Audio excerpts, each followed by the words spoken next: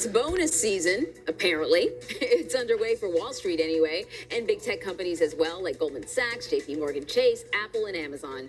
As employers remain anxious in the job market, some workers are seeing payouts between $10 and $25 million. Yeah. In a stunning move, House Democrats are one step closer to banning members of Congress from trading stock.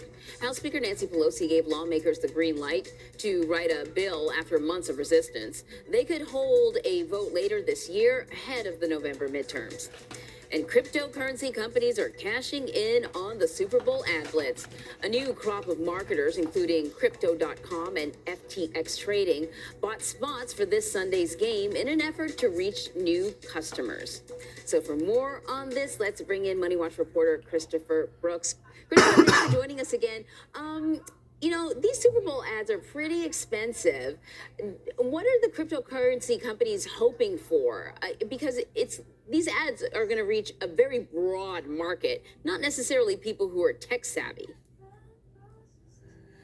Good morning, Anne-Marie. The main thing they're hoping for is that people get more curious and more interested in buying and trading cryptocurrency. I'm not exactly sure if that's going to be the case because as with investing any type of assets, it's kind of a personal decision.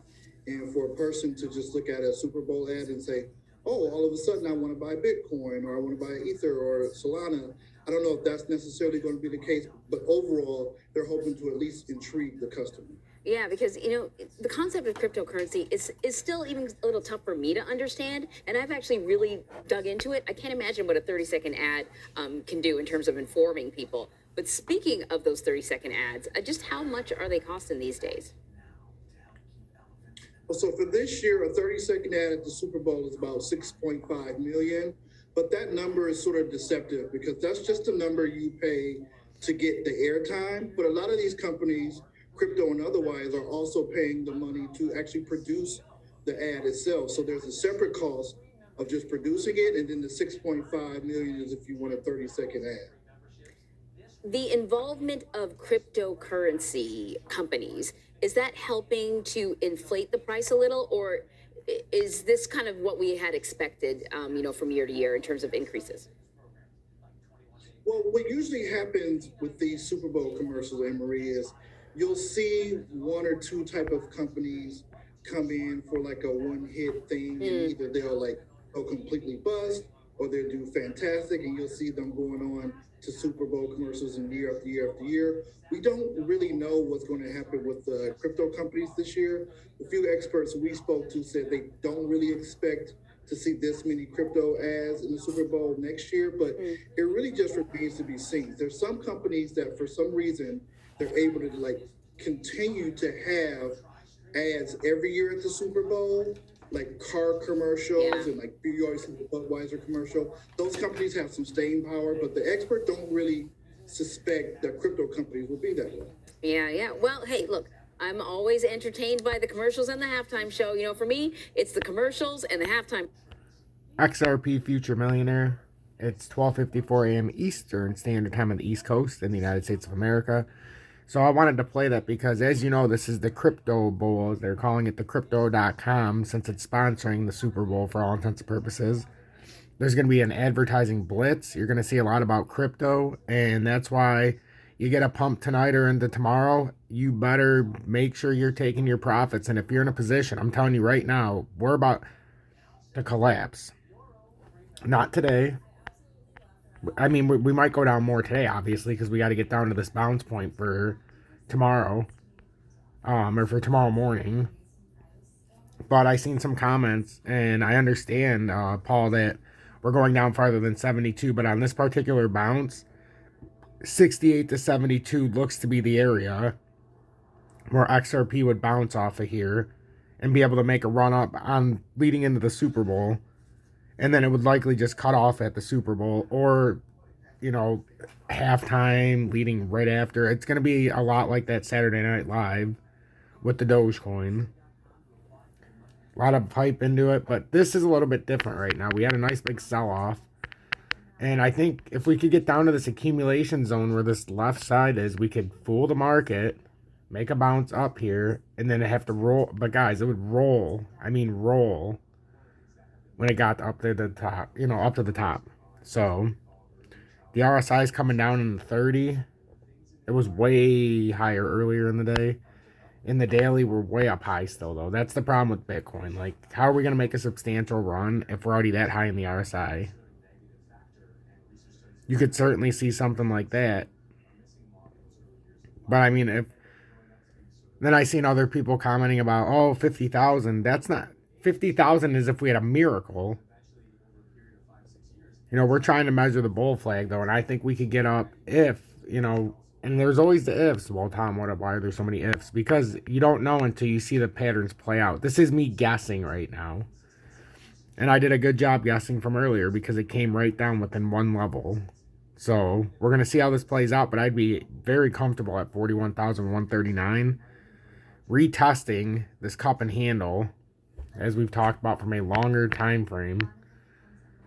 It's bullish right now.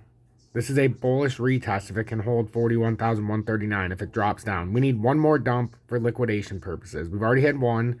We need a little more to open up a room to run. I need XRP to come down to 72 or 68, but it might not. We might just get an all-out push, without it coming down to the proper liquidation levels. So, which wouldn't surprise me since it's all manipulation. But Bitcoin doesn't look like it's ready to go. In the 30-minute time frame, even in the RSI, you can see when it pulls down, it's building an M. Let me, okay.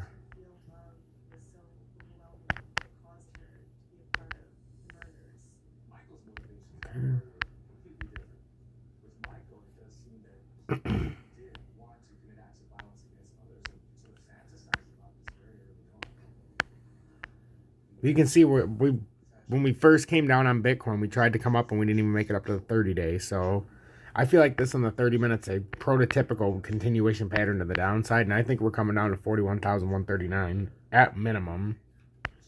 Could lead you down to 40,000 right at the nose, basically.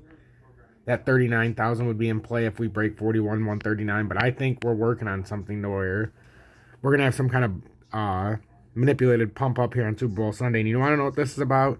They talked about, why is there so much advertising on Super Bowl Sunday? Why would they want to spend so much money? I'll tell you why they want to spend so much money. They need all of us to buy it.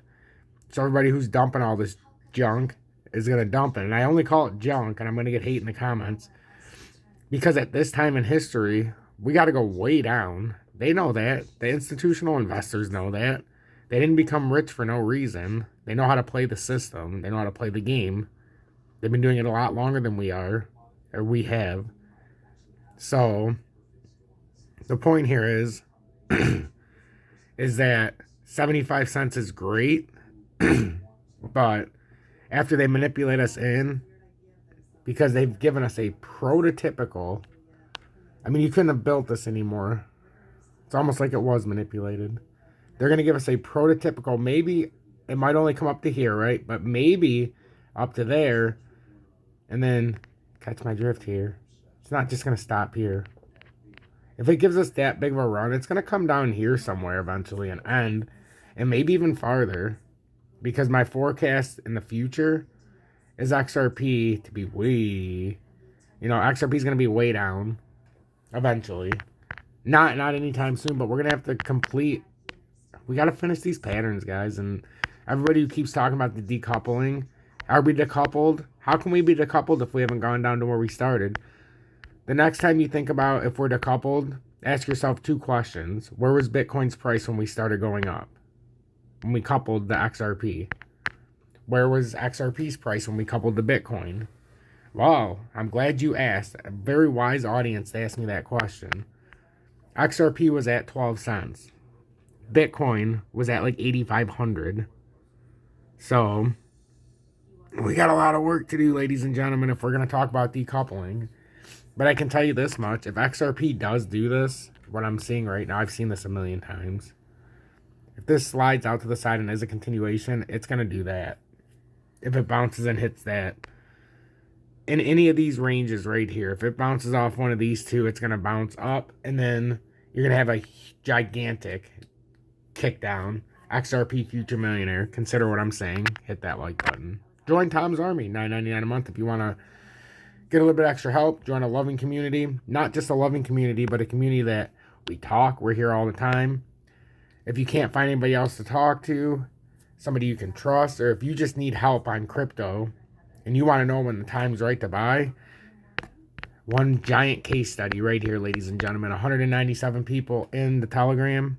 It's fantastic. And honestly, if you guys are trying to figure out when to buy, this is where you need to be. You get this when you join Tom's Army, $9.99 a month. We have 218 members of Tom's Army. You heard that correct. 218 members. I know I'm speechless. And I give you the Telegram for free. It's the only way you can get it. It's my thank you to you.